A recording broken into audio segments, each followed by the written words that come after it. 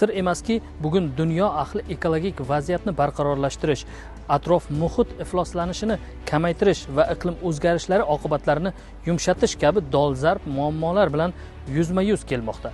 Darhaqiqat, bu jarayonda ekologik muammolar kechiktirib bo'lmas chora-tadbirlarni taqozo etadi. Inson manfaati va salomatligi bilan bog'liq global masalalarga yechim topish asnosida esa yashil energiyaga o'tish eng to'g'ri yo'l sifatida qayd etilmoqda. Yashil energiya foydasiga gazdan voz kechish nimalarga olib keladi? Shular xususida O'zbekiston Respublikasi Ekologiya, atrof muhitni muhofaza qilish va iqlim o'zgarishi vazirligi atmosfera havosi muhofazasini ta'minlash bo'limi bosh mutaxassisi Nozir Nosirov bilan suhbatlashamiz.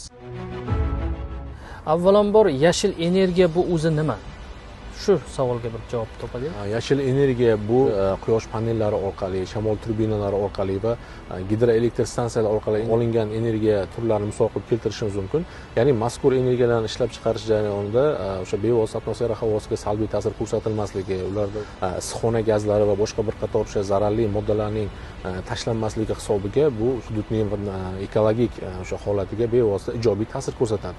Umuman olganda an'anaviy yog'li turlari bevosita ko'mir deymizmi, tabiiy gaz deymizmi, o'sha neft mahsulotlarini ishlab chiqarish, ularni qayta ishlash va ulardan o'sha energiya hosil qilish jarayonlari bevosita bir qator o'sha atrof muhit komponentlariga, ya'ni tuproqning holatiga, o'sha ularni ishlab chiqarish jarayonida sarf bo'ladigan suv resurslariga va boshqa o'sha hududdagi biotik omillarga bevosita salbiy ta'sir ko'rsatishi mumkin.